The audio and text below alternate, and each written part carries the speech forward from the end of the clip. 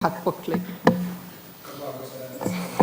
I welcome this opportunity, and I've listened to everybody, but I do feel like I feel like we're chaining ourselves to the actual asylum migration pact in a kind of an all or nothing approach.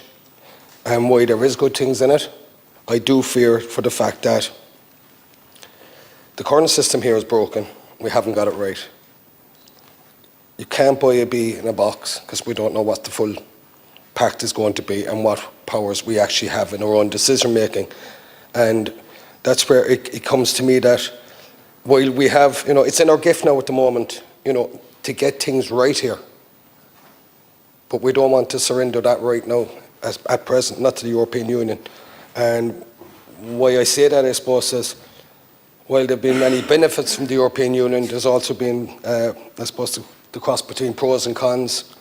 And the cons here, as we've seen with what happened in the Mediterranean, was mentioned here already. We see what happened, the ongoing issues in Palestine, and where the track record is on that. We've seen it with our own fishing industry over the year, has been decimated. I mean, we should have a €6-7 billion industry here. While Europe can be good for us, it's not always good for us, so you have to recognise that. Now, I also recognise the fact that people are genuinely, fleeing an injustice, where they're stuck in conflicts of war, persecution, and are seeking asylum and are genuine. They should be given the support, but the problem is the supports don't seem to be in here, nor the protection. Obviously, they have to be treated humanely. To me, they're not at the moment. And this is where the fear is, again, that comes into the community, and the lack of communication with communities, and even through us as public reps. We know that the processing times are too long at the moment. You have the reactive measures then taken by the government, taking up hotels, and again, it's reactive instead of proactive, but it instills the anger in communities and frustrates them. And then you have the adding of the misinformation that comes out. And we've all seen that.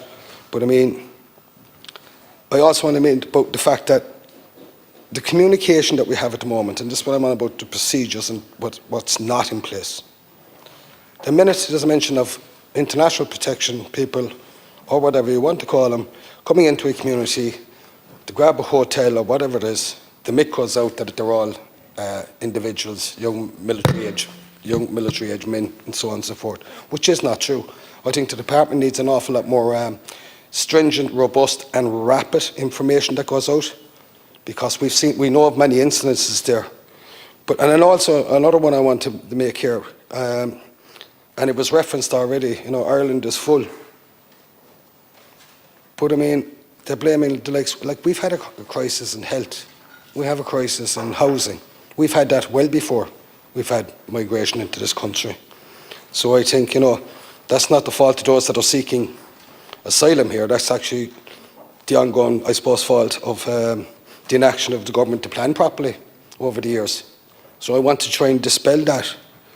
I don't think there's anybody mentioned about the asylum migration management regulation, or even strengthening the Eurodac. There are things that we can do.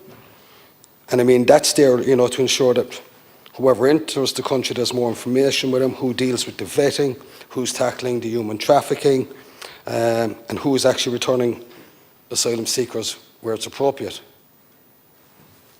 So,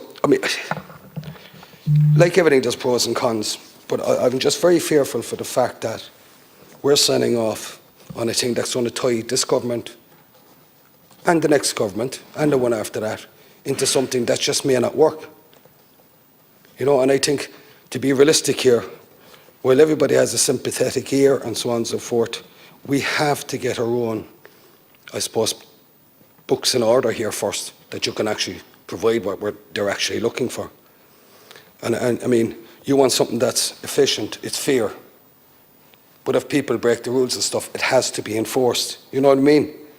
But I wouldn't like to, I'd still like to reserve the right of our own decision-making capacity as a government at the moment, and not dilute it to the European Union as such. And for that, I could not support it.